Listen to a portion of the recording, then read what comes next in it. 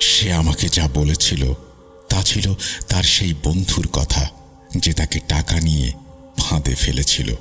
অপমান আর ক্ষতির রাগে আদিব মাথা গরম করে ফেলেছিল। সে ভাবছিল যে করেই হোক তার বন্ধু যেন শান্তিতে থাকতে না পারে। কোর্টে যাওয়া, মামলা করা, এসবের জন্য টাকা প্রয়োজন। সেই টাকা তার নেই। নিয়মতান্ত্রিক পথে শাস্তি দেওয়ার ক্ষমতাও তার নেই। তাই সে বেছে নিল অন্য এক পথ। একদিন কারো মুখে শুনল এক সাধু বাবার কথা, যিনি নাকি বেশ ভালো তন্ত্রমন্ত্র জানেন। কাউকে তন্ত্র মন্ত্র বা জাদু করতে চাইলে তিনি তা করতে পারেন, আবার চাইলে কঠোর শাস্তিও পাইয়ে দিতে পারেন। এই কথা শুনে আদিবের মাথায় আগুন ধরে গেল। সে সেদিনই সাধু বাবাকে খুঁজতে বেরিয়ে পড়ল। অনেক দিন, অনেক রাত, অনেক জায়গায় খোঁজ করেছে সে। অবশেষে পেয়ে গেল সেই সাধু বাবাকে। তাকে পাওয়াটা মোটেও সহজ ছিল না। এরপর প্রতিশোধ। তবে সাধু বাবার কিছু শর্ত আছে, যা আদিবের জীবনকে তছনছ করে দেয়। কি হয়েছিল আদিবের বন্ধুর? কেমন ছিল সেই শর্ত? Bhoot.com presents Achinpur Haunted by Airtel.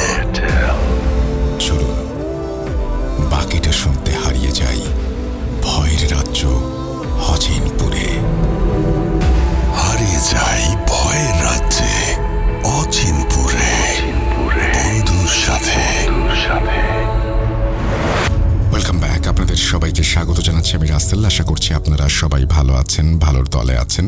আমিও ভালো আছি আর ভালোর দলে আছি।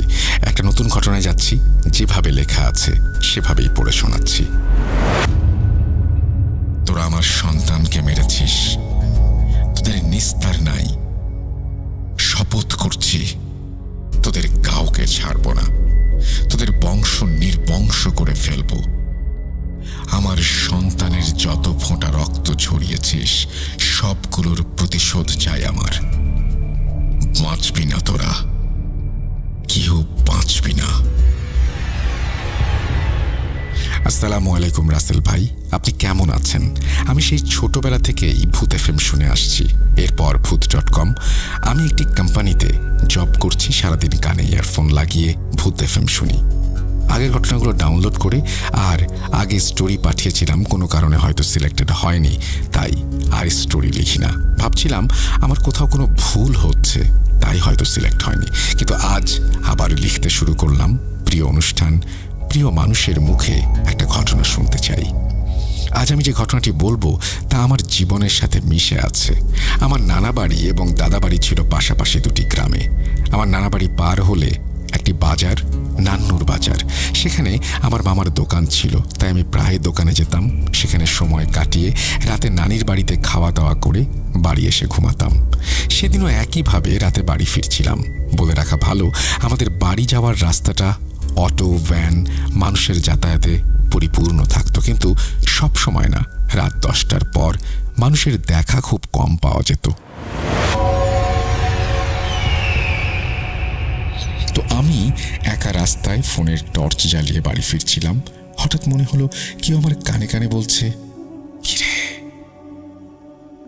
মজা পেয়েছিস অন্যকে কষ্ট দিয়ে?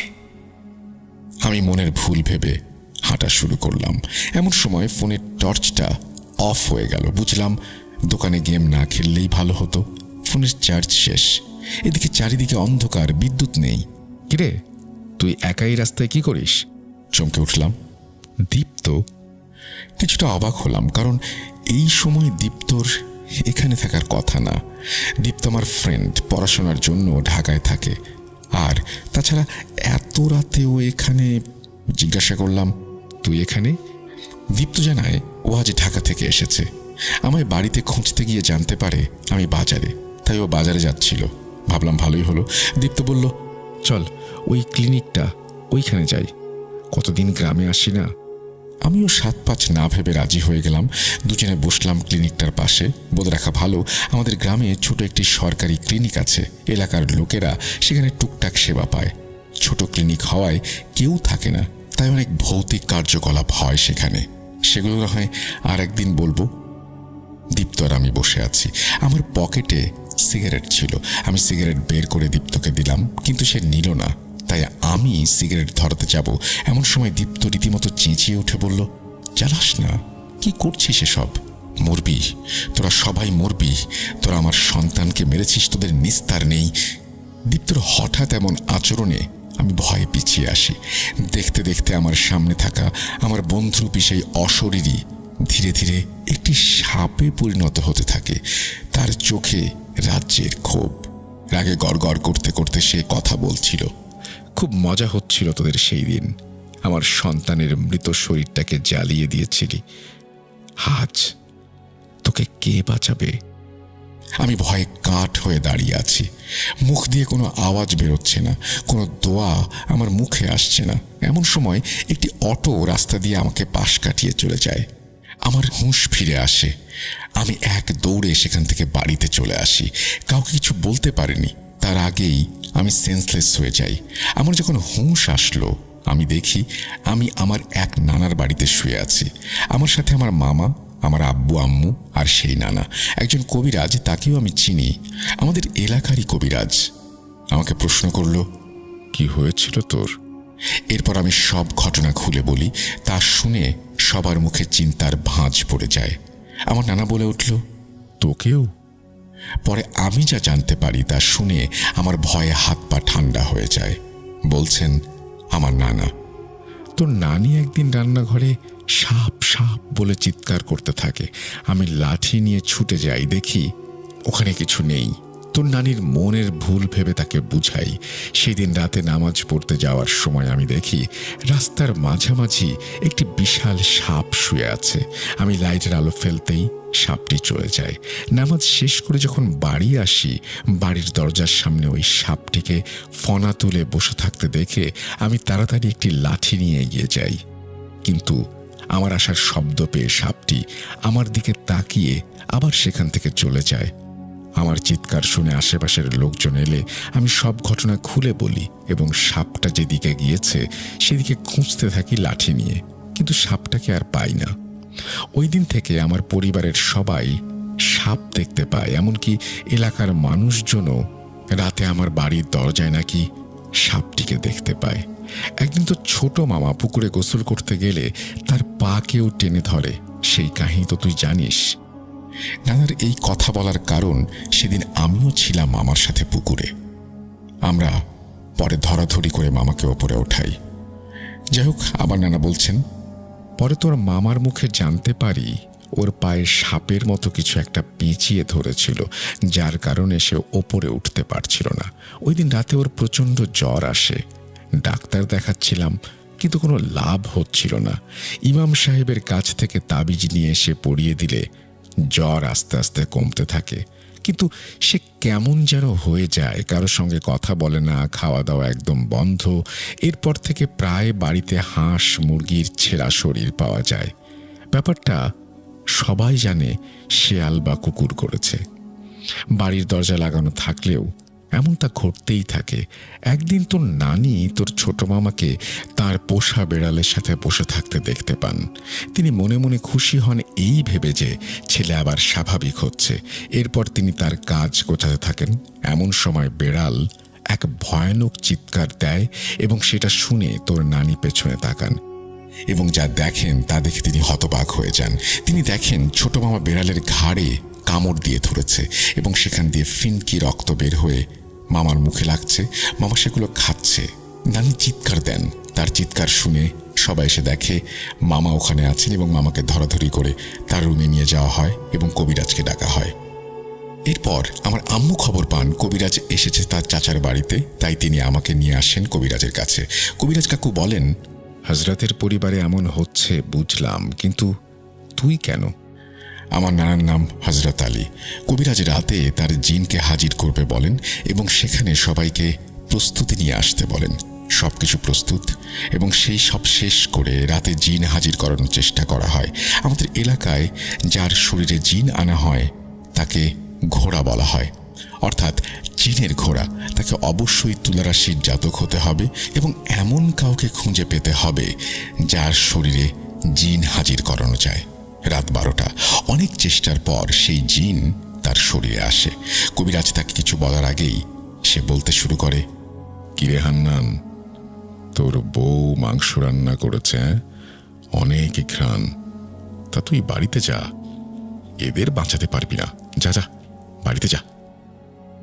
কবিরাজ বলেন, আমার কথা তোর ভাবা লাগবে না, আগে বল তুই কে? তুই এখনো আমাকে চিনতে পারিসনি? আমি কালের বাহক। কাল আমাকে পাঠিয়েছে তোর জবাব দেওয়ার জন্য। কাল? কবিরাজ একটু ভয় পেয়ে যান মনে হলো। কালের কি ক্ষতি করেছে এরা?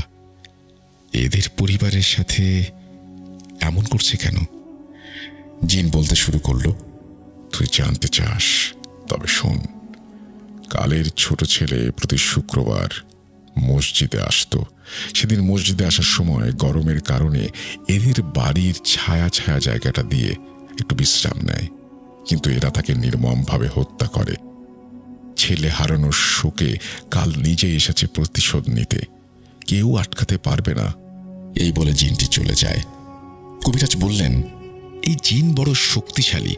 আমার ঘর বন্ধ করা ছিল, তারপরেও আমি অনুমতি না দিলে সে চলে গেল কিভাবে? হযরত, আসলে কি হয়েছিল বলো তো? তুমি কোনো সাপ মেরেছিলে? এবার সবাই সবার মুখের দিকে তাকাতে লাগলো।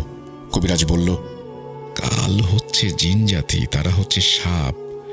কাল তাদের রাজা, আর এরা বেশ শক্তিশালী হয়। যার পেছনে একবার লাগে তাকে সহজে ছাড়ে না। আসলে হয়েছিল কি?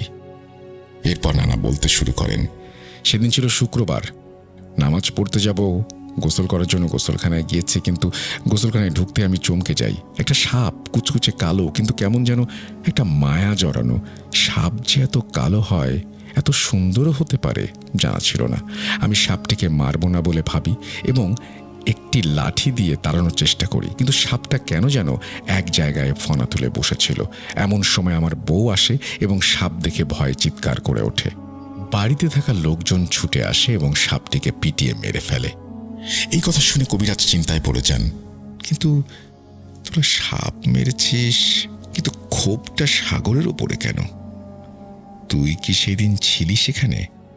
আমি বলি, আমি নামাজ শেষ করে যখন আসছিলাম তখন মরা সাপটিকে দেখি এবং একটু মজার ছলে লাঠি দিয়ে সাপটাকে মারতে থাকি আর আগুন জ্বালিয়ে দেই। কবিরাজ বুঝতে পারল আমরা সবাই সাপটির সাথে সম্পর্কিত, কিন্তু তার পক্ষে এই সমস্যা সমাধান করা সম্ভব না। তিনি আর একজন হুজুরের নাম্বার দেন তার সাথে যোগাযোগ করার জন্য। পরে সেই হুজুরের সাথে যোগাযোগ করা হয়। তার পরিচয় আমি দিচ্ছি না। তিনি আসেন, সব শুনে তিনি রাজি হন। মাঝখানে আরো অনেক ঘটনা ঘটেছে, সেগুলো বললে স্টোরি অনেক বড় হয়ে যাবে, তাই স্কিপ করছি।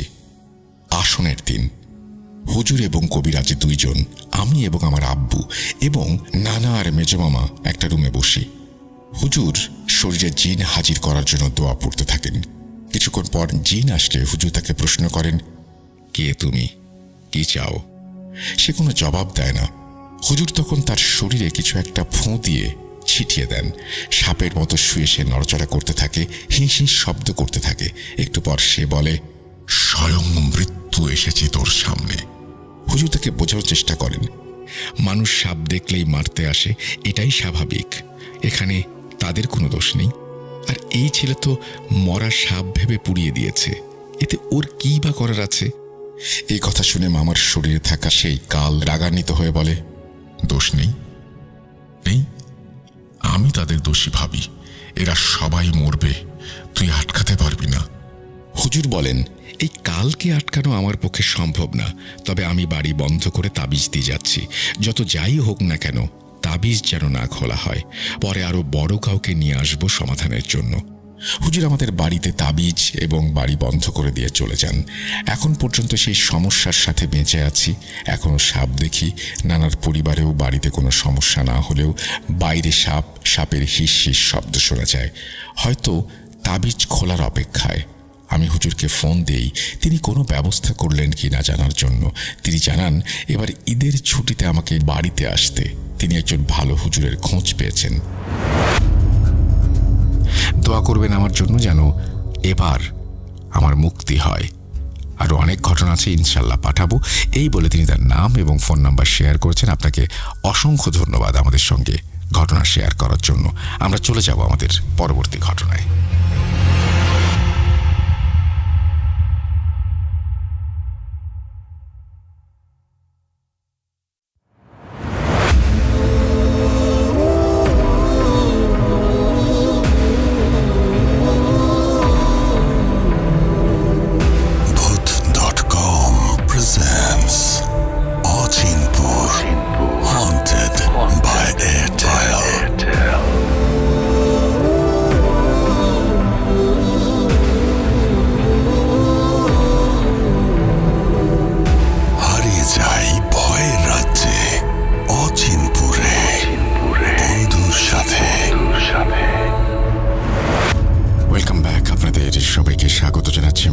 আশা করছি আপনারা সবাই ভালো আছেন এবং ভালোর দলে আছেন।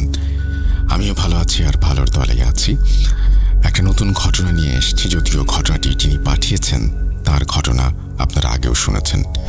শয়তানের পুনরুত্থান, এই ঘটনাটি যিনি শেয়ার করেছিলেন তিনিই আবার পাঠিয়েছেন ঘটনা, আর এই ঘটনাটি সংগ্রহ করেছেন সিফাত আলম। যেভাবে লেখা আছে আমি সেভাবেই পড়ে শোনাচ্ছি, আশা করছি আপনাদের ভালো লাগবে।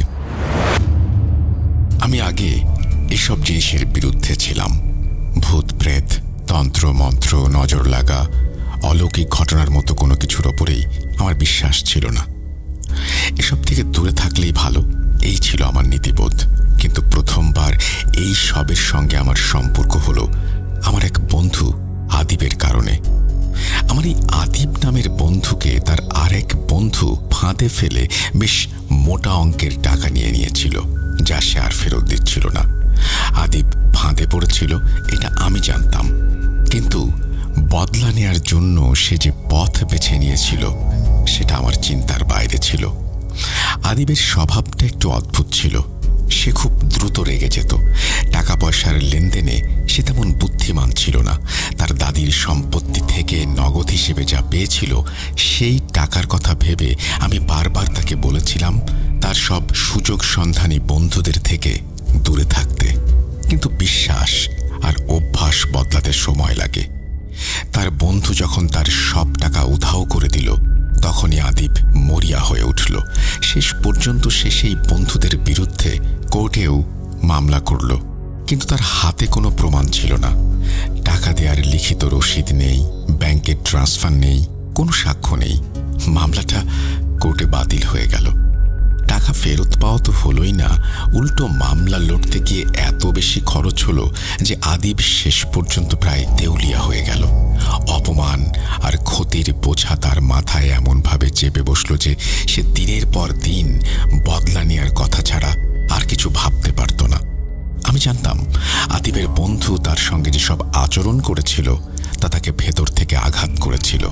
আমি এটাও জানতাম যে সে বদলা নেওয়ার জন্য মরিয়া ছিল, কিন্তু আমি ভুলেও টের পাইনি সে ভেতরে ভেতরে কত কিছুই না করেছিল। আমি তখনও জানতাম না যে সে কোনো সাধু বাবা বা সাধু বাবার মতো কারো কাছে গিয়েছিল।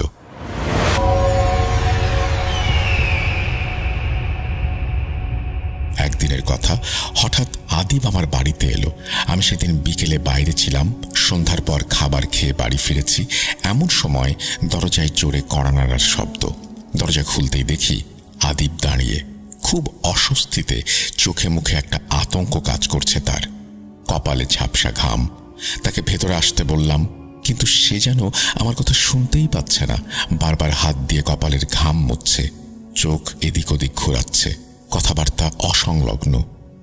কিছুক্ষণ পর সে নিজে থেকেই বলতে শুরু করলো, ধীরে ধীরে, ভাঙা স্বরে, যেন গলার ভেতর থেকে শব্দগুলো জোরপূর্বক টেনে বের করে আনছে। সে বলল, ভাই, আমি খুব বড় একটা জটিলতায় পড়ে গেছি।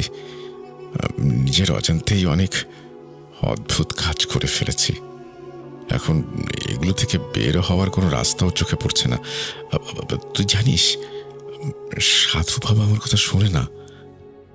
আমি বেশ ব্যথিত কণ্ঠে বললাম, কি হয়েছে? কাকে সাধু বাবা বলছিস? আর ঠিক করে বলতো সব। আমি তো কিছুই বুঝতে পারছি না। তুই কি বলতে চাচ্ছিস আমি সেটা জানি না। আর শুরু থেকে না বললে বুঝবই বা কিভাবে? শুরু থেকে বল, কি বলবি? মার খুব চিন্তা হচ্ছে। তুই এক গ্লাস পানি খা। পানি খেয়ে একটা লম্বা শ্বাস নে, এরপর সব বল আমাকে শুরু থেকে। এই কথা বলে আমি তাকে এক গ্লাস পানি এনে খাওয়াই। সে পানি এমনভাবে খেলো যেন কত বছর যাবৎ পানি নামের কোনো কিছু তার চোখেই পড়েনি। তাকে দেখে আমি স্পষ্ট বুঝতে পারছিলাম সে খুব ক্লান্ত আর চিন্তিত ছিল। তার উপর দ্রুত কথা বলছিল সে, অসংলগ্ন কথাবার্তা। আমি কিছুই বুঝতে পারছিলাম না তার সঙ্গে আসলে কি ঘটেছে, কেন এমন করছে, বুঝতে হিমশিম খাচ্ছিলাম। পরে সে শান্ত হয়ে ধীরে ধীরে পুরো ঘটনাটা বলল। আর তখনই আমি প্রথমবার যেই নামটা শুনলাম, সাধু বাবা। হ্যাঁ, সাধু বাবা। সে আমাকে যা বলেছিল তা ছিল তার সেই বন্ধুর কথা, যে তাকে টাকা নিয়ে ফাঁদে ফেলেছিল। অপমান আর ক্ষতির কারণে আদিপ মাথা গরম করে ফেলেছিল। সে ভেবেছিল যে করেই হোক তার বন্ধু যেন শান্তিতে থাকতে না পারে। কোর্টে যাওয়া, আবার মামলা করা, এসবের জন্য তার টাকা ছিল না। নিয়মতান্ত্রিক পথে শাস্তি দেওয়ার ক্ষমতাও নেই, তাই সে বেছে নিল অন্য পথ। একদিন কারো মুখে শুনল এক সাধু বাবার কথা, যিনি নাকি বেশ ভালো তন্ত্রমন্ত্র জানেন। কারো ওপর তন্ত্রমন্ত্র বা জাদু করা থাকলে নাকি তিনি সেসবও ঠিক করে দিতে পারেন, আবার চাইলে কঠোর শাস্তিও পাইয়ে দিতে পারেন। এই কথা শুনে আদিবের মাথায় আগুন জ্বলে উঠল। সে সেদিনই সাধু বাবাকে খুঁজতে বেরিয়ে পড়ল। অনেক দিন, অনেক রাত, অনেক জায়গায় খোঁজ করেছে সে। অবশেষে তাকে পায় আদিব। তাকে পাওয়াটা মোটেও সহজ ছিল না, কিন্তু আদিব এই কঠিন কাজ করতে সক্ষম হয় শুধুমাত্র ক্রোধের কারণে। প্রথমে তার কাছে বিষয়টা যতটা সহজ মনে হয়েছিল, বাস্তবে সেটা ততটা সহজ ছিল না। তন্ত্রমন্ত্রের জগৎটা বিপজ্জনক। এখানে প্রতিটা কাজের একটা চরম মূল্য থাকে। কখনো সেই দাম টাকা দিয়ে চুকানো যায় না, কখনো শরীর দিয়ে, কখনো আত্মা দিয়ে, কখনো কোনো প্রিয় কিছুর বিনিময়ে। একবার মূল্য মিটিয়ে দিলে কাজ সহজ হয়ে যায়। সাধু বাবাও আদিবকে তার কাজের মূল্য বলেছিলেন। রাগের মাথায় আদিব রাজি হয়ে গিয়েছিল। সে বলেছিল ওর বন্ধুকে এমনভাবে শায়েস্তা করতে হবে যাতে সারা জীবনে তার শিক্ষা হয়ে যায়। সাধু বাবা তার কথা শুনে নিজের পাষণ্ড হাসিটা হেসে বললেন, তোর কাজ আমি করে দিতেই পারি। আসলে কাজটা করাই যায় না, আমার কোনো আপত্তি নেই। তবে এই কাজের পথ কিন্তু কঠোর। তোর নিজেরই অনেকটা কাজ করতে হবে, না হলে ফল মিলবে না। আর যা বলবো সেটাই করতে হবে। ভেবে দেখ কি করবি।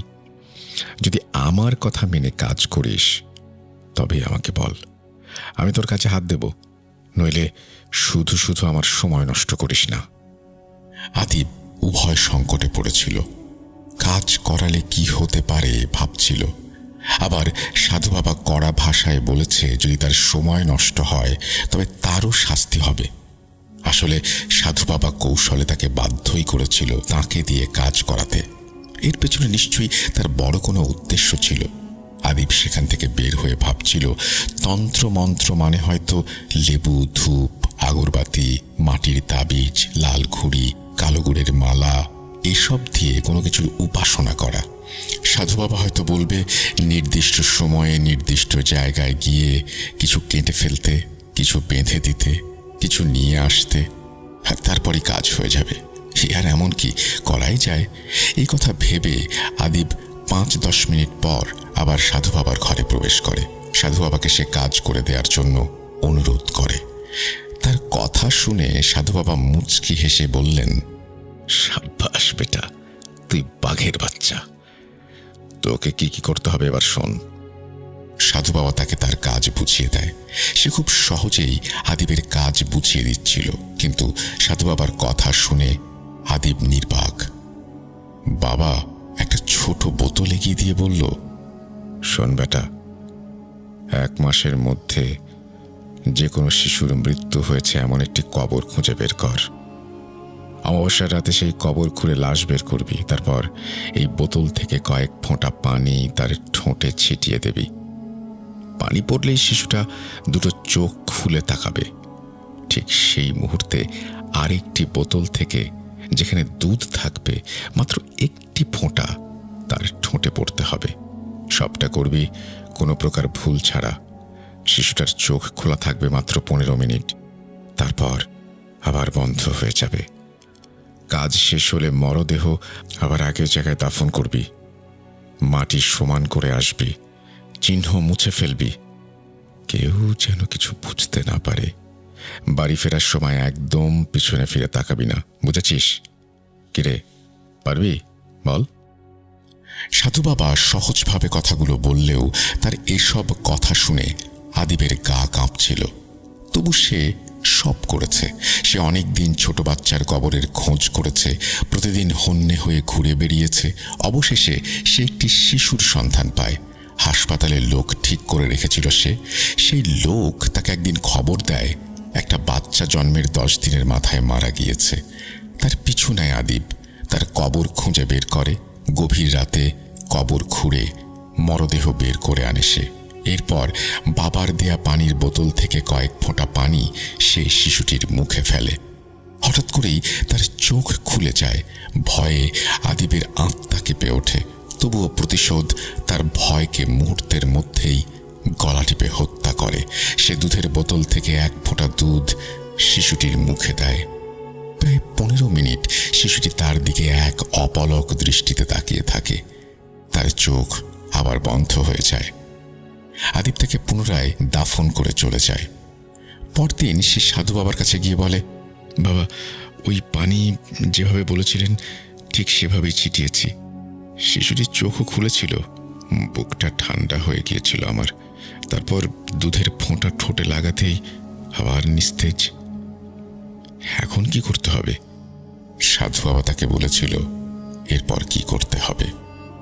শোন বেটা, যখনই ওই শিশুকে জাগাতে চাইবি, এই দুধের বোতল থেকে একটু দুধ একটুখানি পাত্রে ঢেলে রাখবি।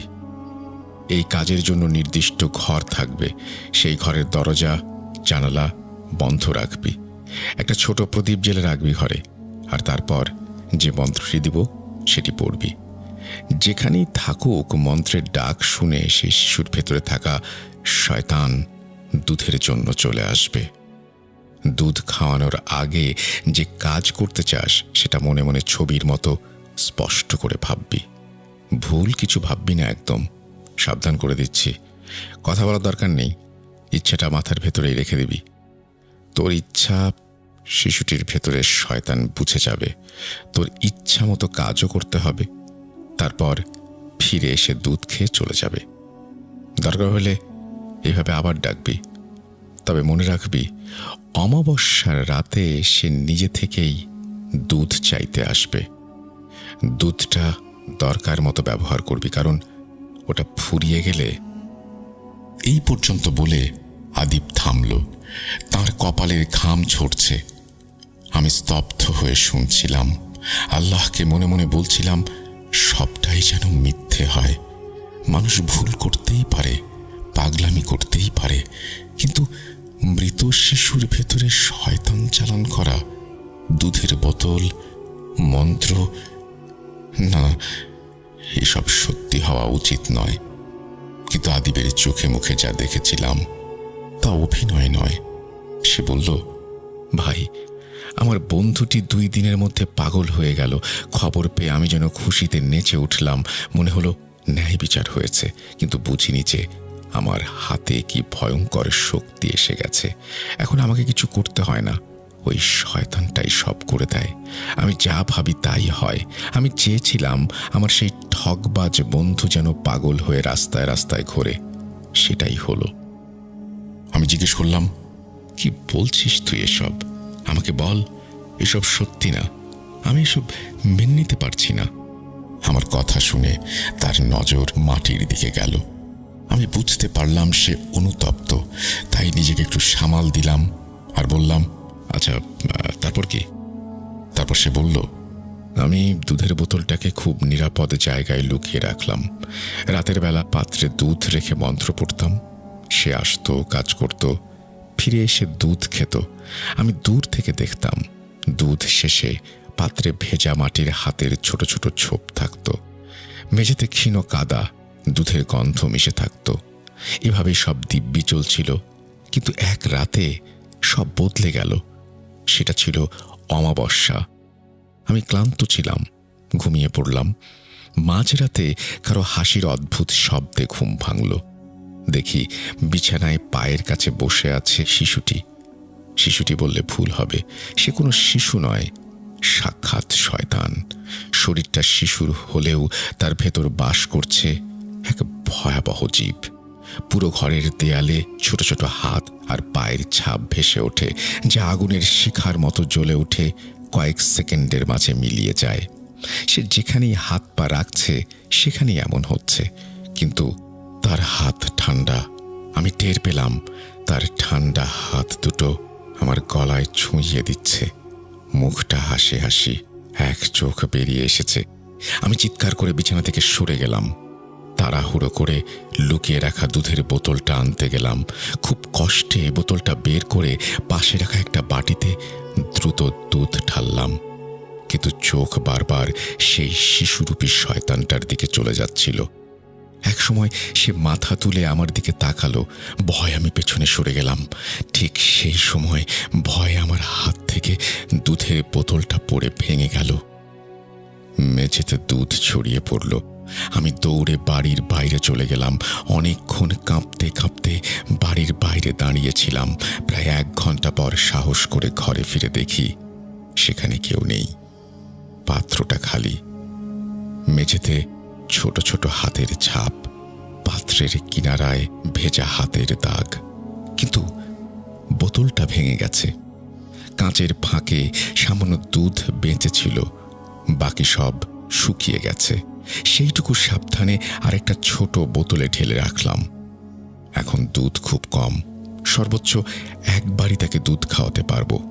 তারপর যদি দিতে না পারি তাহলে কি হবে জানি না। সাধু বাবা কি হবে তা আমায় বলেনি। সে বলতে গিয়েও থেমে গিয়েছিল। ভাই, আমি তার মুখে অদ্ভুত শয়তানি হাসি দেখেছিলাম সেই সময়। এখন জানি না কি হবে। তার কথা শুনে আমি ভেতরে ভেতরে আতঙ্কিত হয়ে পড়লাম। ভাবছিলাম যে করেই হোক এই ঝামেলা থেকে তাকে বের করে আনতেই হবে।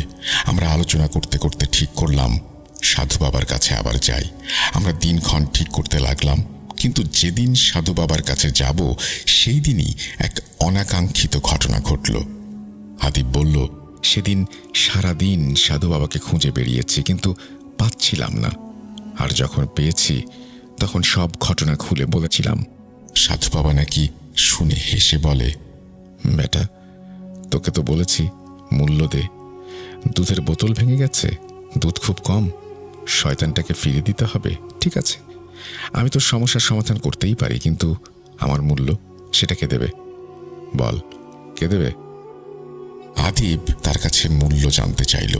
বিনিময়ে সেই বাবা তার বোনকে নিয়ে একটা অদ্ভুত রকমের প্রস্তাব দিল এবং বলল, এই মূল্য শোধ না করলে। বাবার এই কথা শুনে আদিব কেঁদে ফেলল। আমাকে যখন এসব বলছিল তখনও সে অঝরে কেঁদেই চলেছিল। আমি তার কাঁধে হাত রেখে বললাম, ভাই, অমাবস্যার কথা বলেছে না? পরের অমাবস্যা আসতে সময় আছে। তুই হতাশ না হয়ে শান্ত হ। আমরা অবশ্যই একটা পথ বের করব। আমি তোর সঙ্গে সাধু বাবার কাছে যাব। সেই রাত আদিবকে আমার বাসায় শুতে দিলাম। সে তার পকেট থেকে ছোট বোতলটা বের করে আমার হাতে দিল।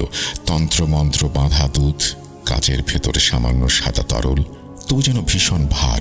আমি দুধের দিকে তাকিয়ে দ্বিধায় পড়লাম। মনে হচ্ছিল তার কথাগুলো সত্যি। এখানে কোনো শয়তানকে বাঁধা আছে।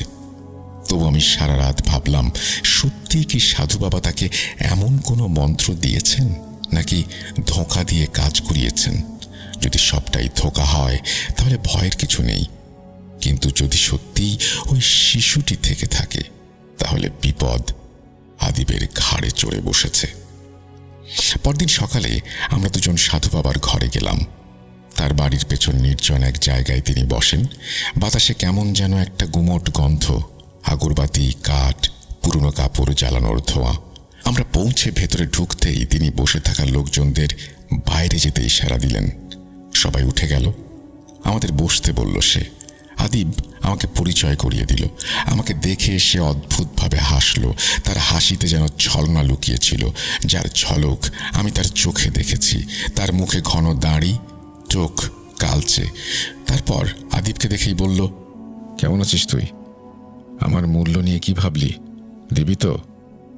কিরে, চুপ করে আছিস কেন? আমি স্পষ্ট বুঝলাম তার কথায় রাগের ঝলক দেখা যাচ্ছে। আমি তাকে বললাম, বাবা, আপনি তো আদিবের কাজ করে দিয়েছেন, এখন আর ওই শয়তানের দরকার নেই। আপনি দয়া করে তাকে ফিরিয়ে দিন। সে আমার কথা শুনল না, কর্ণপাত করল না। তার দৃষ্টি তখন আমার দিকে না। সে ভালো করে তাকালো না আমার দিকে। মনে হলো আমার কথা তার কাছে গুরুত্বহীন। বাবা, আদিব সব সত্যি বলেছে, কিন্তু আপনি তার প্রশ্নের উত্তর দেননি। আমার কথা শুনে সাধু বাবা রেগে গিয়ে জিজ্ঞেস করলো, কোন প্রশ্ন? আমি কি বলিনি? এই ছোকরা, এই, তোর সাহস দেখে আমি অবাক হচ্ছি। তুই জানিস আমি কে আর তোর কি হাল করতে পারি? তার রক্তবর্ণ চক্ষু জোড়া দেখে আমার আত্মা শুকিয়ে গেল। তবুও সাহস করে বললাম, শয়তানকে ফিরিয়ে দেওয়ার কথা বলেননি আপনি, আর দুধ শেষ হলে কি হবে সেটাও বলেননি। আমার কথা শুনে সে মাথা নেড়ে বলল, বেটা শোন, প্রতিটা কাজেরই দাম আছে। আমি আমার দাম বলেছি, দাম না পেলে আমি তো ফিরিয়ে নেব না। আমি কথা শেষ করার আগেই আদিব রেগে লাল হয়ে তার গলা ধরতে এগিয়ে গেল।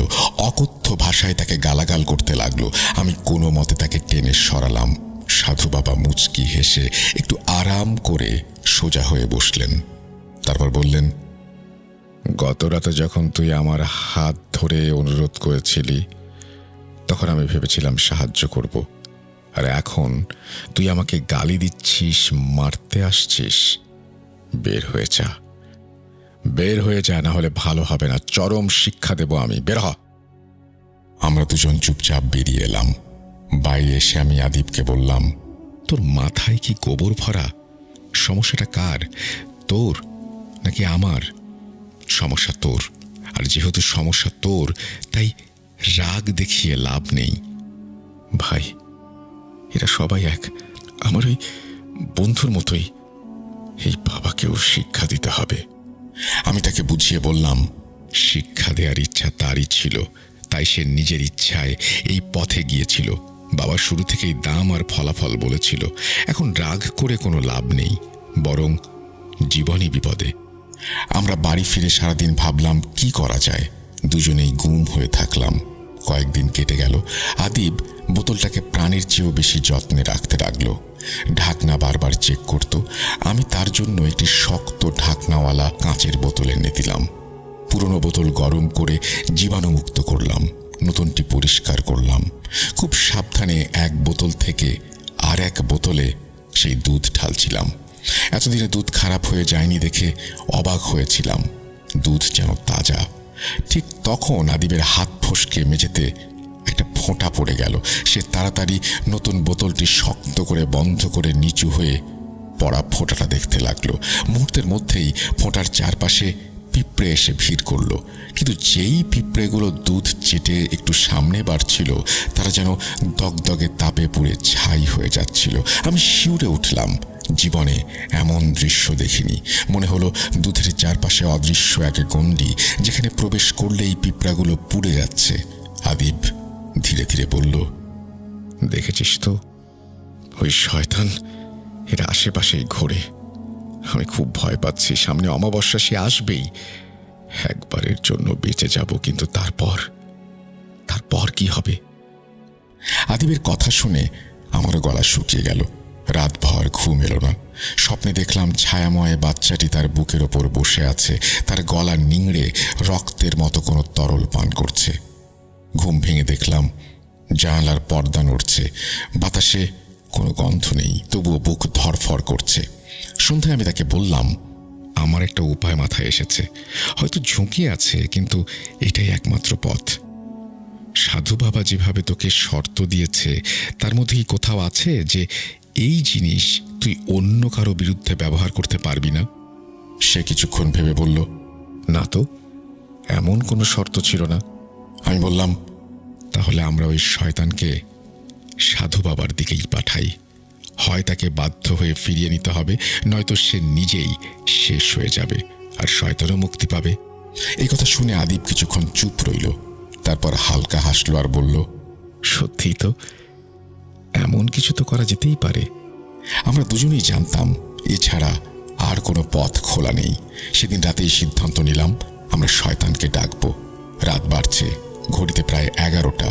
আমরা ঘরের মাঝখানে একটা বড় টেবিল রাখলাম, ছোট পাত্রে দুধ ঢেলে টেবিলের মাঝখানে রাখলাম।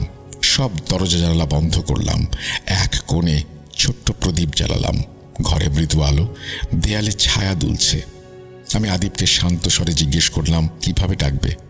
সে বলল, সাধু বাবার দেয়া মন্ত্র বললেই সে চলে আসবে। যতক্ষণ না আমাদের মনের ইচ্ছা প্রকাশ না করি, সে সেটা পূরণ না করে, ততক্ষণ সে দুধ স্পর্শ করে না।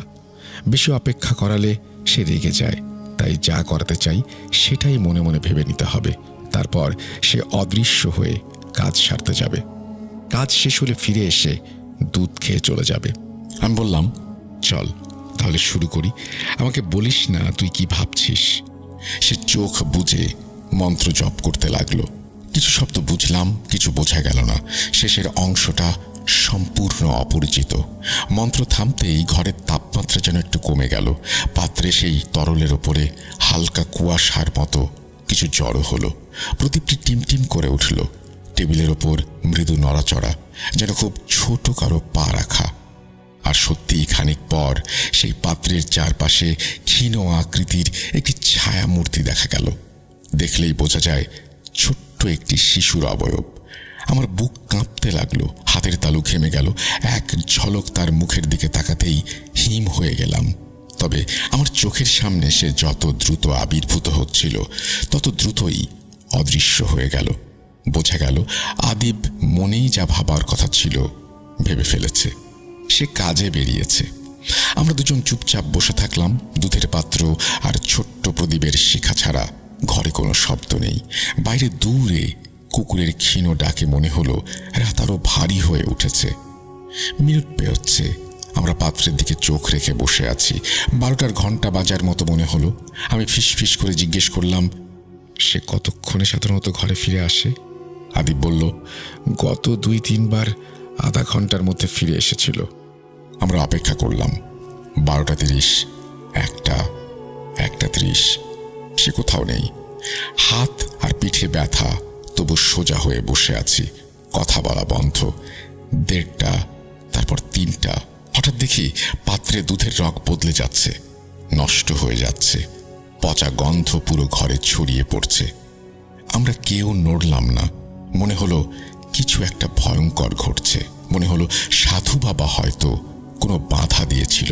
হয়তো তিনি আর জীবিত নেই।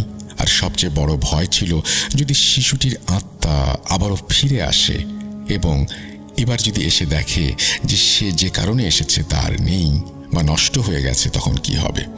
আমরা সেই পাত্রের দিকে তাকিয়ে থাকলাম। 3:30, 4টা, সে ফিরল না। আতিফ বলল, এর আগে কখনো এত দেরি করেনি। আমার ভেতর আশার আলো জ্বলে উঠল।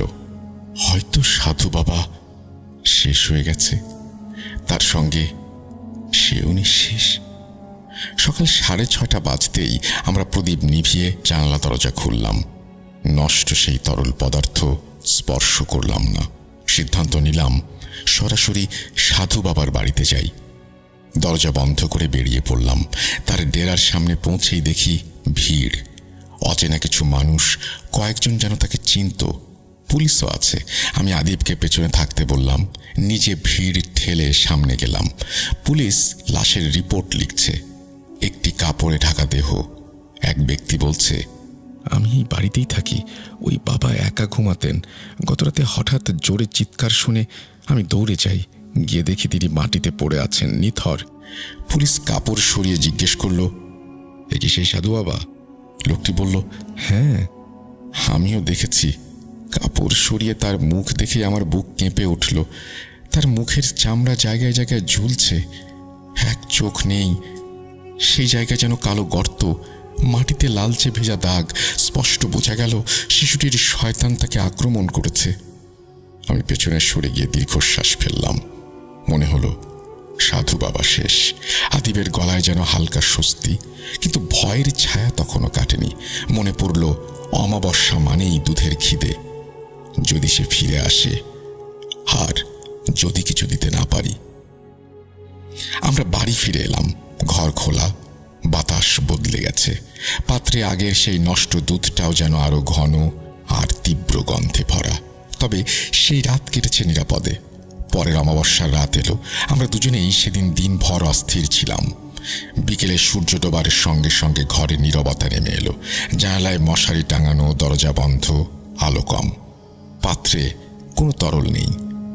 শয়তান এলেও তাকে দেয়ার মতো আর কোনো কিছু অবশিষ্ট নেই।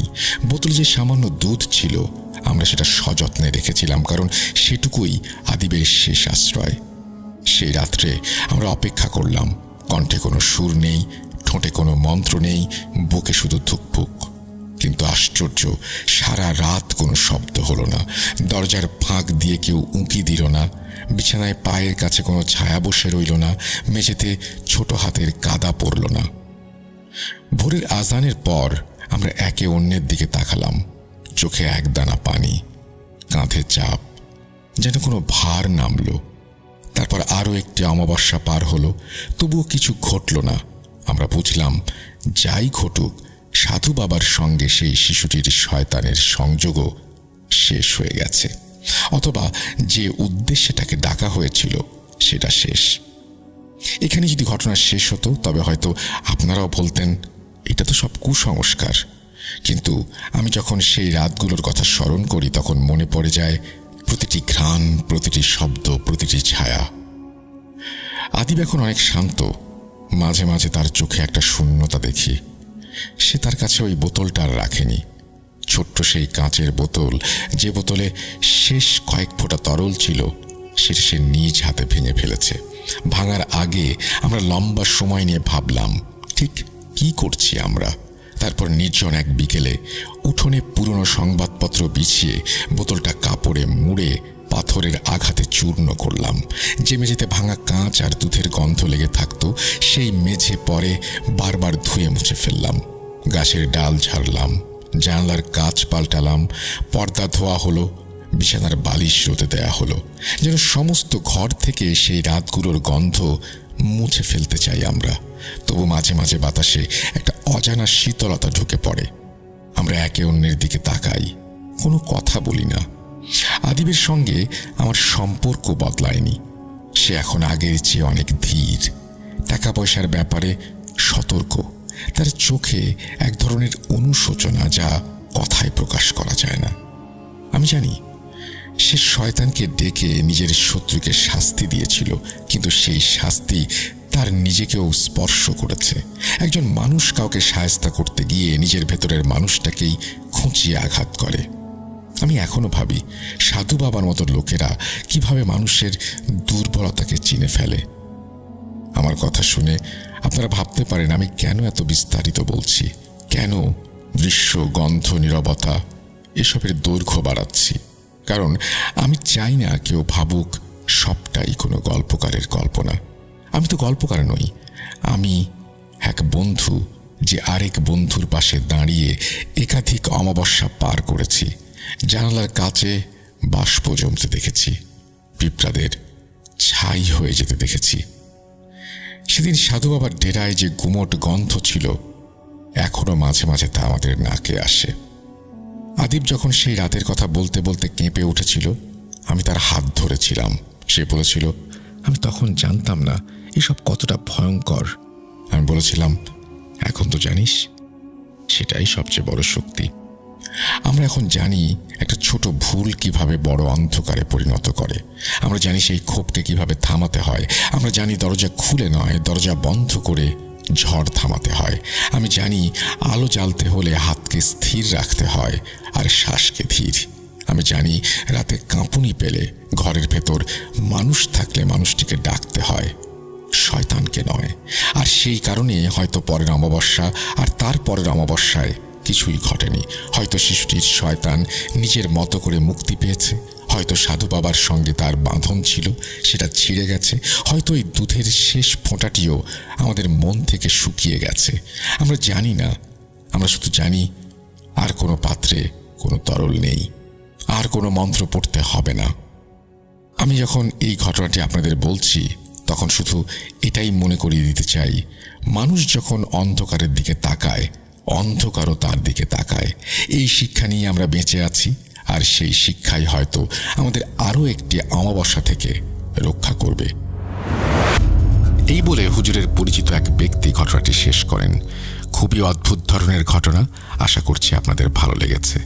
এখানেই শেষ করেছেন সিফাত আলম। আপনাদের সবাইকে অসংখ্য ধন্যবাদ যারা এতক্ষণ পর্যন্ত ধৈর্য ধরে এই ঘটনাটি শুনলেন। আমরা চলে যাব আমাদের পরবর্তী ঘটনায়।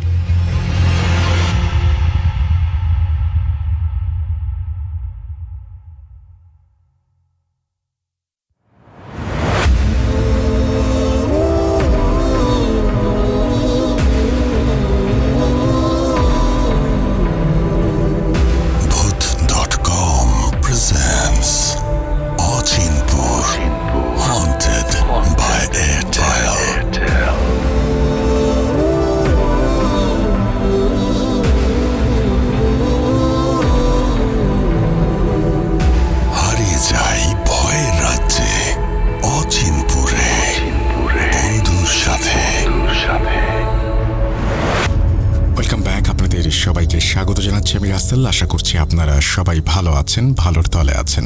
আমিও ভালো আছি আর ভালোর তলে আছি। যেভাবে লেখা আছে আমি সেভাবেই পড়ে শোনাচ্ছি। আসসালামু আলাইকুম রাসেল ভাই। জিজ্ঞেস করব না আপনি কেমন আছেন। আমি জানি আপনি সব সময় ভালো থাকেন, ভালোর তলেই। আমি অর্ণব আহমেদ, কিশোরগঞ্জ জেলা বাজিতপুর উপজেলার শুভারামপুর নামক একটি গ্রামে আমার বাড়ি, কিন্তু ঘটনা লিখছি সৌদি আরব থেকে। আমি আপনার সকল লিসনারদের মধ্যে একজন। অনেক দিন যাবৎ আমি আপনার ঘটনা শুনি। সেই ভূত FM থেকে ভূত.com পর্যন্ত মোটামুটি অনেক ঘটনাই শোনা হয়েছে। আমার অনেক দিনের তীব্র ইচ্ছা আমি একটা ঘটনা পাঠাবো, কিন্তু কখনো হয়ে ওঠেনি। ঘটনা ইমেল করার পর ঘটনা আপনার ভালো লাগে কিনা এই চিন্তার কারণে আর ঘটনা পাঠাইনি। অবশেষে একটি ঘটনা ইমেল করেই দিলাম। ভালো লাগলে অবশ্যই পড়ে শোনাবেন, আর লেখায় কোনো ভুল ত্রুটি থাকলে অবশ্যই ক্ষমার দৃষ্টিতে দেখবেন। SSC পর্যন্ত পড়াশোনা করার পরেই আমাকে দেশ ছেড়ে বাড়ি জমাতে হয় সৌদি আরবে। আমি 2023 সালের জানুয়ারি মাসের কোনো এক তারিখে চলে আসি সৌদি আরবে। এখানে আমার দিনকাল খুব ভালো যাচ্ছিল। এখানে ছিল আমাদের বাংলাদেশি 4 জন লোক। আমরা সবাই এক রুমে থাকি। আমি প্রায় রুমের বাইরে সোফাতে বসে ব্লুটুথ লাগিয়ে ভূত.com শুনতাম। প্রতিদিনের মতো একদিন কানে ব্লুটুথ লাগিয়ে চোখ বন্ধ করে ভূত.com শুনছি। হঠাৎ রুম থেকে নাসির মামা বের হয়ে আসলো। আর এই ঘটনাটা নাসির মামার কাছ থেকেই শোনা। উনি বয়সে বড় হওয়ার কারণে ওনাকে মামা বলে সম্বোধন করি। তার বাড়ি বাংলাদেশের কোনো এক জায়গায়। হঠাৎ মামা বলে উঠলেন, কিরে, কানে ব্লুটুথ লাগিয়ে কি করছিস? সারাদিন এটা কানে রাখতে হয়? আরে মামা, ভূত.com শুনি। ভূতের ঘটনা শুনবেন আপনি? আরে রাখ, এসব ঘটনা আমার কাছেও আছে। আমি কৌতূহলী হয়ে পড়ি। আমি বললাম, সত্যি আছে এই সমস্ত ঘটনা? বলবা একটা ঘটনা? শুনবি তুই? হ্যাঁ শুনবো, বলো। দাঁড়া আসছি। ওই কথা বলে নাসির মামা চলে গেল। মিনিট 5 পরে হাতে 2টা কফির কাপ নিয়ে আসলো। কাপ 2টা টেবিলে রেখে উনিও আমার সাথে সোফায় বসলো। আমি ওনাকে বললাম, আপনার ঘটনা ভালো লাগলে অবশ্যই ভূত.com শেয়ার করব। পরে আমার মতো অনেকে আপনার ঘটনা শুনবে। সমস্যা নাই, ওইটা শেয়ার করিস তোর মতোই। বলে রাখা ভালো, আমার কাছে এমন অনেক ঘটনা আছে, কিন্তু আপনার কাছে ভালো লাগবে কিনা সেই জন্য আমি আর পাঠাই না। আমি এইখানে আপনাকে একটু বলে রাখি, যদি ঘটনা আপনার কাছে থাকে পাঠিয়ে দেবেন, এবং সিলেক্টেড হলেও পাঠাবেন, না হলেও পাঠাবেন। আমি তো সিলেক্ট করেই ফেললাম, তার মানে বুঝতেই পারছেন আপনি ভালো লেখেন। যাই হোক, আবারও ঘটনায় ফিরছি। নাসির মামা বললেন, দেখ, আমার ঘটনাটা বুঝতে তোর একটু সমস্যা হবে, কিন্তু পুরো ঘটনা শোনার পর বোঝা সহজ হয়ে যাবে। ঘটনা কি? এটা কি আপনার সাথে ঘটেছে? যার সাথে ঘটুক, এটা তোর জানার দরকার নেই। তুই ধরে নে এটা আমার সাথে ঘটেছে, বলতে শুরু করলেন নাসির মামা।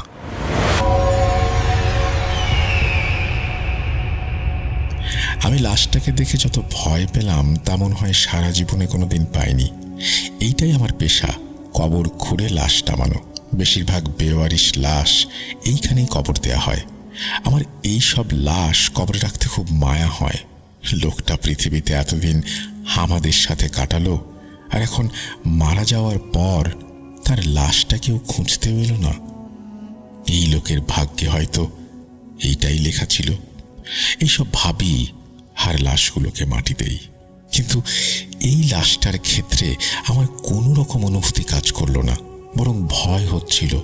লোকটার মুখ দেখে বয়স আন্দাজ করলাম 50 হবে, কিন্তু চেহারায় একটা রাগী রাগী ভাব।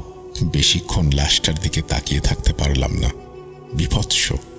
লোকটার এমন কি অপরাধ ছিল যে কে বা কারা তাকে এভাবে মেরেছে? প্রথমে মাথার শরীর থেকে আলাদা করেছে, তারপর সারা শরীর চাপাতি বা এই জাতীয় কিছু দিয়ে কুপিয়ে গায়ে অ্যাসিড ঢেলে দিয়েছে। কি নৃশংস! এই লাশটার কোনো পরিচয় পাওয়া যায়নি। এমনকি 4-5 দিন শহর থেকে কেউ হারিয়ে গেছে এমনটাও শোনা যায়নি। তাই হাসপাতাল কর্তৃপক্ষকে থানা থেকে নোটিশ পাঠানো হয়েছে, পোস্টমর্টম করে লাশ কবর দিতে হবে। কিন্তু মফস্বলের সরকারি হাসপাতালগুলোতে যা হয় তাই হয়েছে এই লাশটার ক্ষেত্রেও। অর্থাৎ পোস্টমর্টম করে কোনো মতে দায়সারাভাবে সেলাই দিয়ে লাশটাকে পাঠিয়ে দেওয়া হয়েছে কবরস্থানে। সরকারি হাসপাতাল থেকে পাঠানো বেওয়ারিশ লাশগুলোকে দাফন করা হয় যে কবরস্থানে, তার পাহারাদার ছিলাম আমি। আজ যখন অ্যাম্বুলেন্স এসে এই লাশটা কবরস্থানে রেখে গেল, তখন আমার বুঝতে বাকি রইল না যে আরও একটি বেওয়ারিশ লাশ আমাকে যত্ন করে কবর দিতে হবে। কিন্তু লাশটিকে দেখার পর আমার সেই পুরনো মায়া দরদ কাজ করল না। এমনিতেও সন্ধ্যা হয়ে আসছিল, তাই তাড়াতাড়ি ঝন্টুকে ডাক দিয়ে কবর খুঁড়তে লেগে গেলাম। আর বারবার আমার চোখে ভাসতে লাগলো দেহ থেকে বিচ্ছিন্ন মাথাটার কথা। সরকারি হাসপাতালগুলো এত গাফলতি করে যে বেওয়ারিশ লাশ বলে লাশটার মাথা সেলাই করে লাগিয়ে দেয়নি। তার উপর হাসপাতালের মর্গে 4-5 দিন পড়েছিল, কি যে দুর্গন্ধ বের হচ্ছিল। আমি আর ঝন্টু মিলে যখন লাশটাকে কবর দেয়া শেষ করি, তখন মাগরিবের আজান পড়ে গেছে। আমি গোসল করতে গেলাম, আর কাজ শেষ বলে ঝন্টুও চলে গেল। ঝন্টু 10-12 বছরের একটা ছেলে, আমাকে কাজে সাহায্য করে, সন্ধ্যা পর্যন্ত থাকে, তারপর চলে যায়। আর তখন কবরস্থানে শুধু আমি একা থাকি। কবরস্থানের যে জায়গাটায় মুর্দার জানাজা পড়ানো হয়, তার সামনে গেট থেকে বের হয়েই পাশে খুপড়ির মতো একচালা ঘরে আমি থাকি। নামমাত্র গেট থেকে বাইরে, বলতে গেলে কবরস্থানের ভেতরেই থাকি। মফস্বলের কবরস্থান বলে কথা, তার উপর আবার বেওয়ারিশ লাশের, তাই বলতে গেলে শহরের এক কোনায়, জনবসতি থেকে একটু দূরে এই জায়গাটি বেছে নেওয়া হয়েছে। একজনের রান্না, তাই প্রতিদিন এশার নামাজ পড়ে রান্না করে খেয়ে শুয়ে পড়ি। মাঝে মাঝে বাইরে এসে কবরস্থানের দিকে তাকাই। আমার মনে হতে থাকে কবরস্থানে পাহারা দেওয়ার কিছু নেই। বড় বড় শহরে তো লাশ চুরি হয়, কিন্তু এই শহরে এমন কিছু ঘটেছে বলে কেউ শোনেনি। তবু আমার চাকরি যখন এইটাই, তাই ঘুমানোর আগে আজও নিয়ম মাফিক খাওয়া দাওয়া সেরে একটা বিড়ি ধরিয়ে এসে তাকাই কবরের দিকে। স্বাভাবিক মতোই চোখ যায় নতুন দেয়া কবরটার দিকে। চোখের ভুল নয়, বরং স্পষ্ট মনে হলো কবরটার মাথার দিকে কি যেন আছে। কাছে গিয়ে দেখলাম মাটি খোঁড়া। ব্যাপার কি, মাত্র 3-4 ঘন্টা আগেই তো আমি আর ঝন্টু মিলে পরিপাটি করে কবর দিলাম। একটু তাড়াহুড়ো করেছিলাম অন্যদিনের তুলনায়, কিন্তু এভাবে রেখে তো যায়নি। স্পষ্ট বোঝা যাচ্ছে কেউ মাটি খোঁড়ার চেষ্টা করেছে এবং কতটুকু খুঁড়েও ফেলেছে। পর মুহূর্তে আমি ভাবলাম হয়তো গেট দিয়ে ঢুকে কোনো কুকুর এই কাজ করেছে। তাই আমি হাত দিয়ে মাটি জায়গা মতো চাপা দিয়ে দিলাম। কিন্তু এইটা আমি একবারও চিন্তা করলাম না যে আমি নিজ হাতে প্রতিদিন গেট লাগিয়ে তালা লাগাই। তারপর কোনো কুকুর কেন, মানুষের পক্ষেও কবরস্থানে ঢোকা সম্ভব নয়। ঘরে ঢুকে দরজা লাগিয়ে নিশ্চিন্ত মনে ঘুমিয়ে পড়লাম। প্রচণ্ড অস্বস্তি নিয়ে ঘুম ভাঙল আমার। এমন হয় না কখনো, এক ঘুমে রাত শেষ হয়ে যায়। আমার কাছে ঘড়ি না থাকায় বুঝলাম না রাত ঠিক কয়টা বাজে। ঘুম ভাঙলে আমার এই ধরনের অনুভূতি হয় না কখনো, কিন্তু আজ আমার কেন যেন দরজা খুলে বাইরে যেতে ইচ্ছে করছে। দরজা খুলে বাইরে যাবার পর আমার নাকে পচা কটু গন্ধ এসে লাগলো। গন্ধের উৎস খুঁজতে আশেপাশে তাকালাম। পরিষ্কার চাঁদের আলোয় দেখতে পেলাম মুর্দার জানাজা পড়ানো হয় যে জায়গায়, সেখানে সাদা কাপড়ে মোড়া কিছু একটা রয়েছে, সম্ভবত একটা লাশ। আমি সাহসী ছিলাম বলেই বুঝতেই পারছেন কবরে পাহারা দিতাম। ভয় না পেয়ে আমি এগিয়ে গেলাম ভালো করে দেখার জন্য। ঠিক মুর্দার খাটিয়া যেভাবে রেখে জানাজা পড়ানো হয় সেখানে একটা লাশ পড়ে আছে সেভাবেই। এত রাতে কারা লাশ নিয়ে আসলো ভাবতে শুরু করলাম। যদি কেউ এনে থাকে তাহলে আমাকে ডেকে তুলল না কেন? আবার ভাবলাম ভেতরে ঢুকতে হলে গেট দিয়েই ঢুকতে হবে, যার চাবি একমাত্র আমার কাছেই আছে। এবার চারিদিক থেকে ভয়ের অনুভূতি গ্রাস করলো আমাকে। হাঁটার শক্তিও মনে হয় কমিয়ে যাচ্ছে। তবুও বিকারগ্রস্তের মতো এগিয়ে গেলাম লাশটার দিকে। কাপড় খুলে যা দেখলাম তা দেখার জন্য আমি মোটেও প্রস্তুত ছিলাম না। আমার মনে হচ্ছিল আমি অজ্ঞান হয়ে যাব। সেই মুখটা যা দেহ থেকে আলাদা করা হয়েছে এখন আমার সামনে। বিকেলে কবর দেয়া লাশটা এখানে কিভাবে আসবে? অ্যাসিডে পোড়া পচা শরীর থেকে ভুরভুর করে গন্ধ বের হচ্ছে। আমার মাথায় এসব কিছুই ঢোকে না। আমি শোকে পাথর হবার মতো অতি ভয়ে বিহ্বল এখন। হঠাৎ আমার মনে হলো এখনই বুঝি প্রত্যেকটি লাশ উঠে এসে এভাবে পড়ে থাকবে আমার সামনে, কিন্তু এমন কিছুই ঘটল না। আমার সামনে নিথর হয়ে পড়ে আছে লাশটি। আমার মনে হলো গায়ের শক্তি ফিরে পেলাম। হঠাৎ ভয়ের ব্যাপারটা চলে গেল আমার উপর থেকে। কিভাবে যেন লাশটাকে কবর থেকে উঠিয়ে আমরা চিন্তা না করে ভাবলাম লাশটাকে আবার কবর দিব। এই ভাবা মাত্রই লাশটাকে কাঁধে তুলে নিলাম। জীবনে মনে হয় এত ভারী লাশ আমি কোনোদিন বহন করিনি। ভার সামলাতে বেশ বেগ পেতে হচ্ছিল। 5-6 দিনের পুরনো লাশ। আমরা একটু জোরে ধরতেই লাশটা দুমড়ে মুচড়ে গেল। মনে হলো এখনই বুঝি হাত পা খুলে পড়বে। মনে হচ্ছিল না লাশটার মাথা শরীর থেকে আলাদা। তাই আমি লাশটা ঘাড়ে নেওয়া মাত্রই মাথাটা থপ করে কাপড়ের ভেতর গিয়ে পড়ল। আর এক হাতে মাথাটাও তুলে নিলাম। চললাম কবরের দিকে লাশটিকে রাখতে। লাশটি কবরে রেখে মাথাটা ঠিক জায়গায় বসানো মাত্রই চোখ কপালে উঠল। বড় বড় হলুদ চোখ দিয়ে লাশটা তাকিয়ে আছে, আর একটা হাত দিয়ে ধরে রেখেছে আমার হাত। এবং এত জোর নেই বা সাধ্যও নেই কারো ছাড়ানোর। আমার গায়ের সব লোম খাড়া হয়ে গেল এবং এত কিছু আর সহ্য করতে না পেরে অজ্ঞান হয়ে গেলাম। যখন জ্ঞান ফিরল তখন দেখলাম সকাল। ঝুন্টু আমার মুখের ওপরে ঝুঁকে আছে। ছোট জিজ্ঞেস করলো কাল রাতে কি হয়েছিল এবং কিভাবে নতুন কবর দেয়া লাশটা মুর্দার জানাজা পড়ানোর জায়গায় গেল। এই কথা শুনে আমার কানে তালা লাগার মতো জোগাড়। আমি নিজে নিজে কাল 2 বারের মতো লাশ কবরে রেখে এসেছিলাম, শুধু মাটি দিতে পারিনি। কেন পারিনি তা আরেকদিন বলবো। শুধু বললাম আমি এখানে কাজ করব না এবং তখনই চলে গেলাম।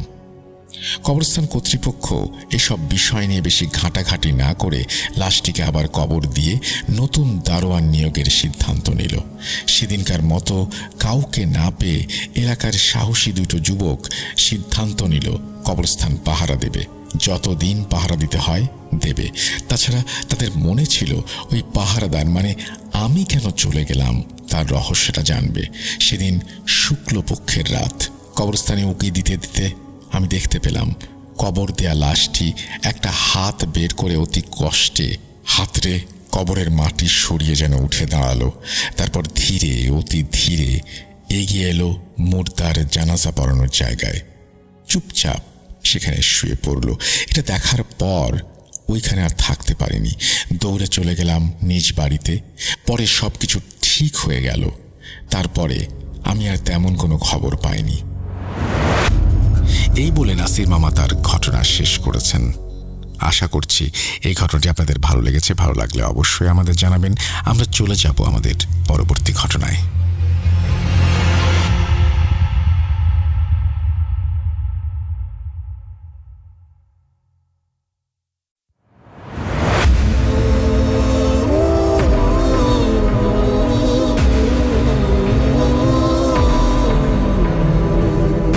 Bhoot.com presents Achinpur Haunted by Airtel.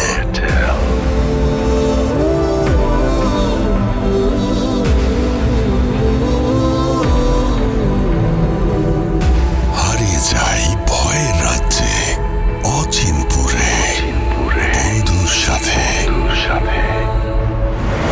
Welcome back. আপনাদের সবাইকে স্বাগত জানাচ্ছি আমি রাসেল। আশা করছি আপনারা সবাই ভালো আছেন, ভালোর দলে আছেন। আমিও ভালো আছি আর ভালোর দলেই আছি। এই ঘটনাটি যিনি পাঠিয়েছেন তিনি এটি পাঠিয়েছেন অচিনপুরের জন্য এবং বিশ্বাস অবিশ্বাসের ভার তিনি ছেড়ে দিয়েছেন শ্রোতাদের ওপরে। আমি কোনো কথা না বাড়িয়ে ঘটনায় চলে যাচ্ছি। যেভাবে লিখেছেন আমি সেভাবেই পড়ে শোনাচ্ছি। এক অভিশপ্ত পেতনির দিঘি। আসসালামু আলাইকুম রাসেল ভাই। আমি ইনামুল হক ইমন। পাবনা জেলার আটঘারিয়া উপজেলায় আমার জন্ম। আমি বর্তমানে রাজশাহীর উপশহরের অন্তর্গত শহীদ আবুল হাসনাত মোহাম্মদ কামরুজ্জামান সরকারি ডিগ্রি কলেজে ইন্টারমিডিয়েট সেকেন্ড ইয়ারে পড়াশোনা করছি। ঘটনাটি সিলেক্টেড হলে আমাকে জানাবেন। ঘটনা লেখার মাঝে অনাকাঙ্ক্ষিত ভুল ত্রুটি থাকলে ক্ষমা সুন্দর দৃষ্টিতে দেখবেন। বেশি কথা না বলে আমি ঘটনায় চলে যাচ্ছি। তবে আরেকটা কথা বলে রাখি, ঘটনায় ব্যবহৃত সকল নাম ও স্থানের নাম ছদ্ম। অনেকদিন হলো আমার বন্ধু মুহিবের সাথে দেখা হয় না, তো এবার গ্রামে গিয়ে তার সাথে দেখা হলো। দুজন মিলে বেশ বসে আড্ডা দিচ্ছিলাম একটা চায়ের দোকানে। দুজনের হাতেই চায়ের কাপ, চা নিয়েছিলাম, গল্প করছিলাম। তো গল্পে গল্পে আমি বলি যে আমার ভূতের গল্প খুবই ভালো লাগে। তখন মহিম বলে, আমার কাছে অবশ্য আছে, কারণ আমার দাদা একজন কবিরাজ ছিলেন। তিনি আমাকে অনেক ঘটনাই বলতেন। তুই চাইলে আমি তোকে শোনাতে পারি একটা। আমার দাদাকে তুই চিনিস। আমার দাদা বরাবরই কবিরাজের কাজ করতে আসতো। সকলে তাকে কবিরাজ আনোয়ার সাহেব বলেই চিনত। একদিন আমি আমার দাদার সাথে বসেছিলাম এবং গ্রামের দিকে লোডশেডিং চলছিল। তখন আমি দাদুকে বললাম একটা ভূতের গল্প শোনাতে। তখন দাদু আমাকে যেভাবে বলেছিলেন আমি সেভাবেই বলছি।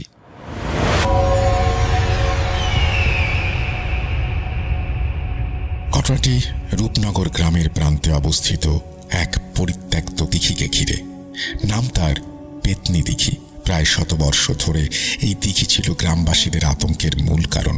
প্রচলিত ছিল বহু বছর আগে গ্রামের জমিদার বাড়ির এক অভাগা বধূকে তার স্বামীর চরম বিশ্বাসঘাতকতার পর এই দিঘিতে আত্মহত্যা করতে বাধ্য করে। তার অতৃপ্ত আত্মা আজও সেখানে ঘুরে বেড়ায়। দিঘির কালো জল সবসময় স্থির থাকত, যাতে সামান্যতম বাতাস ঢেউ তুলতে পারত না। ভরা অমাবস্যার রাতে দিঘির পাড় থেকে ভেসে আসত এক হিম শীতল কান্নার আওয়াজ। আর মাঝে মাঝে দেখা যেত কালো পাড়ের সাদা শাড়ি পরা এক আবছা অবয়ব। সেই গ্রামেরই একজন সাহসী যুবক শশাঙ্ক, হরিদাস প্রসাদের একমাত্র ছেলে।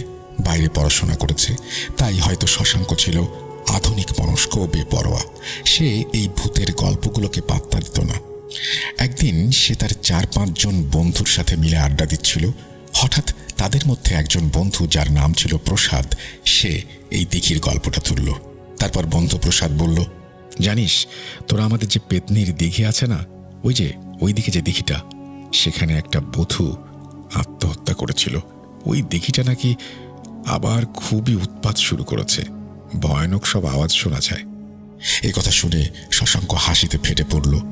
হাসতে হাসতে সে বলল, কি যে বলিস তোরা, আজকালকার যুগে এসে এগুলো কেউ বিশ্বাস করে এখন? তখন প্রসাদ বলল, সাহস থাকলে তুই গিয়ে একবার দেখা, বন্ধুদের সাথে একটা বাজিও ধরতে পারিস। এক ভরা অমাবস্যার রাতে সে টর্চ হাতে দিঘির পথে রওনা দেয়। রাত 1টার দিকে সে দিঘির পাড়ে পৌঁছায়। প্রথমে তো সে কিছুই শুনতে পায় না। এগুলো সবই বানোয়াট কথাবার্তা বলেই মনে হয়। কিন্তু হঠাৎ একটা ক্ষীণ আওয়াজ তার কানে আসে। মনে হচ্ছে কেউ যেন খুবই মায়া জড়ানো কণ্ঠে কান্না করছে, এবং কান্নাটা মনে হচ্ছে পাশেই এক শিমুল গাছ থেকে শোনা যাচ্ছে। যখন সে শিমুল গাছের টর্চ ধরল, তখন শিমুল গাছ থেকে শূন্যে ভেসে আসা এক অবয়ব দেখে তার জ্ঞান হারানোর জোগাড় হলো। সে তখন বুঝতে পারল এই সেই পেতনি। সেই পেতনি ফিসফিস করে তাকে প্রশ্ন করছে, আমি তোমার জন্যই অপেক্ষা করেছিলাম, এসেছো। এবং এরপর ধপ করে এসে তার ঘাড়ের ওপরে পড়ে এবং নখ দিয়ে আঁচড় কাটে। শশাঙ্ক যেন চাইছিল খুব করে অজ্ঞান হয়ে যায়, কিন্তু তবুও সে কেন যেন অজ্ঞান হতে পারছিল না। তার মনে হচ্ছিল এই বুঝি প্রাণটা তার দেহ ছেড়ে পালাবে। পেতনিটা তাকে আষ্টে পৃষ্ঠে জড়িয়ে ধরেছিল বলে মনে হচ্ছিল। সে খুব করে চাচ্ছিল দৌড়ে বাড়ি পালিয়ে যায়, কিন্তু এক পাও নড়তে পারছিল না। হঠাৎ ফজরের আজান ভেসে আসলো এবং তখনই বুঝতে পারল যে সময় হয়ে গেছে, ভোর হয়ে গেছে। যাই হোক, আজান দেওয়ার সাথে সাথেই সে অবয়বটি হাওয়ায় মিলিয়ে যায় এবং শশাঙ্ক নিজেকে আর ধরে রাখতে পারল না। দৌড়ে বাড়িতে চলে এলো এবং বাড়ির উঠোনে এসে সে চিৎকার দিয়ে অজ্ঞান হয়ে গেল। তারপরে তার আর কিছু মনে নেই। পরদিন সকালে যখন তাকে জিজ্ঞেস করা হয় কি হয়েছিল তার সাথে, তখন সে এই ঘটনাগুলো খুলে বলে। তখন তার মা তাকে বলে, আমরা সকালে ঘুমাচ্ছিলাম, হঠাৎ আমার মনে হলো তুই যেন জোরে চিৎকার দিয়ে আমাকে ডাকলি। তড়িঘড়ি করে বাইরে গিয়ে উঠোনে গিয়ে দেখি তুই অজ্ঞান হয়ে পড়ে আছিস। তারপর এই দৃশ্য দেখে আমি সকলকে জোরে জোরে ডাকি, সবাই মিলে ধরাধরি করে তোকে বিছানায় শুইয়ে দিই। আজ 3 দিন পর তোর জ্ঞান ফিরল। শশাঙ্ক যেন কিছুই বুঝতে পারছিল না কিভাবে 3 দিন পেরিয়ে গেল। তার শুধু এইটুকুই মনে পড়ছিল যে সে স্বপ্নে দেখেছিল একজন মহিলা তাকে বলছে, আমি তোকে এত সহজে ছেড়ে দেব না। আর কিছু মনে নেই তার। যাই হোক, পরবর্তীতে শোনা যায় সে অনেক দিন অসুস্থ ছিল এবং অসুস্থ থেকে ভুগে ভুগে পরবর্তীতে সে মারা যায়। শশাঙ্কের মৃত্যুর পর গ্রাম জুড়ে নতুন করে আতঙ্ক শুরু হলো। তখন গ্রামের গণ্যমান্য প্রবীণ ব্যক্তি কাশেম শেখ পরামর্শ দিলেন, এই যন্ত্রণা এত সহজে আমাদের ছেড়ে যাবে না। মনে হচ্ছে এর একটা বিহিত করা দরকার। এমন কাউকে দরকার যিনি শুধু শক্তি দিয়ে নয়, ঈমান এবং মমতা দিয়ে অতৃপ্ত আত্মাকে শান্তি দিতে পারেন, আমাদেরকে এর হাত থেকে রেহাই দিতে পারেন। কাশেম শেখের কথা মতো বহু দূর থেকে নিয়ে আসা হলো এক শ্রদ্ধেয় কবিরাজকে। তার নাম আনোয়ার উদ্দিন, যিনি শুধু ঝাড়ফুঁক বা চিকিৎসা করতেন না, তিনি গভীর তাত্ত্বিক জ্ঞান ও সহানুভূতির জন্য পরিচিত ছিলেন। তিনি আজ পর্যন্ত কোনো চিকিৎসায় ব্যর্থ হননি। হ্যাঁ, আমি ছিলাম সেই কবিরাজ আনোয়ার উদ্দিন। কাশেম শেখ কবিরাজকে অর্থাৎ আমাকে বলল, কবিরাজ সাহেব, আমাদের এই গ্রামের দিঘিটা আমাদের বিরাট এক ভয়ের কারণ। জানি না কখনকার প্রাণ যায়। এর আগে অনেকের প্রাণ গিয়েওছে। গত অমাবস্যায় শশাঙ্ক নামে ছেলেটির প্রাণ যায় যায় অবস্থা হয়েছিল। কোনো রকমে সে বাড়িতে এসে পৌঁছেছে, কিন্তু এরপর আমি বললাম, ব্যাপারটা আমি বুঝতে পেরেছি। আমি আগামী অমাবস্যা রাতে যা করার করব। এর মাঝখানে আমি খোঁজ খবর নিয়ে রাখছি আসলে কি হচ্ছে এখানে। আমি কিছুক্ষণ দিঘির পরিবেশ দেখে কিছু সময় নীরব রইলাম। তারপর তাদেরকে বললাম, এই আত্মা শান্তির জন্য ছটফট করছে, তাকে জোর করে তাড়ানো যাবে না, তাকে মুক্তির পথ দেখাতে হবে। পরের অমাবস্যার রাতে আমি দিঘির পাড়ে গেলাম। সঙ্গে নিলাম শুধু একটি জায়নামাজ, আর হাতে ছিল পবিত্র কোরআন শরীফ। আমি ভয় বা তান্ত্রিকতার আশ্রয় না নিয়ে শান্তভাবে জায়নামাজে বসে আল্লাহর কাছে দোয়া করতে শুরু করলাম। যখন সেই তীব্র কান্নার শব্দ ভেসে এলো, তখন আমি দোয়া থামিয়ে শান্ত কণ্ঠে তাকে উদ্দেশ্য করে বললাম, জননী, আপনার স্বামী আপনার প্রতি যে জঘন্য প্রতারণা করেছিল তা আমাকে জানানো হয়েছে। এখানে একটা কথা জানিয়ে রাখি, আমি আমার কিছু শক্তিশালী জিনদের মাধ্যমে এই ঘটনাগুলো জানতে পেরেছিলাম। আমি আবার বললাম, সে ভালোবাসার মিথ্যে আশ্বাস দিয়ে আপনার বাপের বাড়ির সব ধন সম্পদ নিজের নামে করে নেয়। সে আপনাকে এই নির্জন জায়গায় ফেলে যায় এবং এক অন্য ধনী নারীকে বিয়ে করে। আপনার কাছে আর কোনো পথ খোলা না থাকায় আপনি এই দিঘিতে এসে আত্মহত্যা করেন। এই প্রতারণা আপনার জীবন কেড়ে নিয়েছে। একটা তীব্র আর্তনাদ শুনতে পাই এবং একটা অবয়ব আমার সামনে আসে। যন্ত্রণায় সে যেন কাঁপছিল। আমি মাথা না ঝুঁকিয়ে চোখে মমতা এনে বললাম, আপনার স্বামী বহু বছর আগে মারা গেছে, সে তার কৃতকর্মের ফল ভোগ করছে।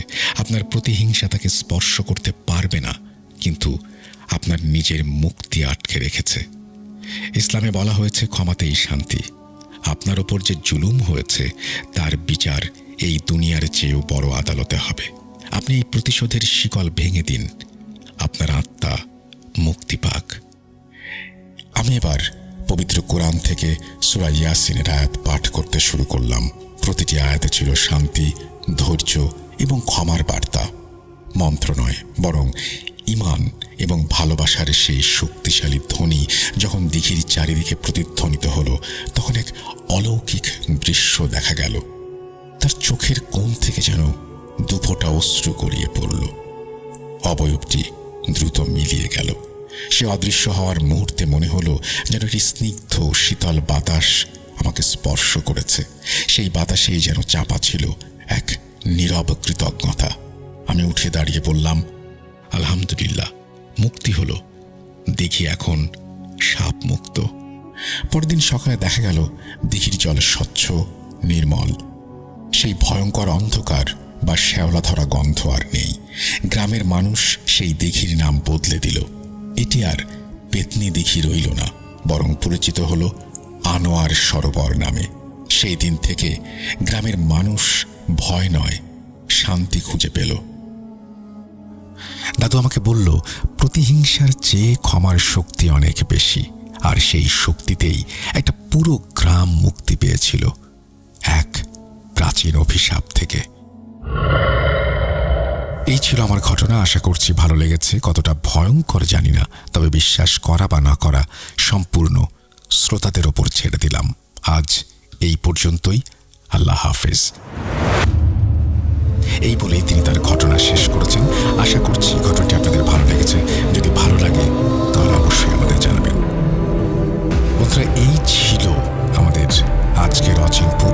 আশা করছি প্রথম থেকে শেষ পর্যন্ত যারা আপনারা শুনছেন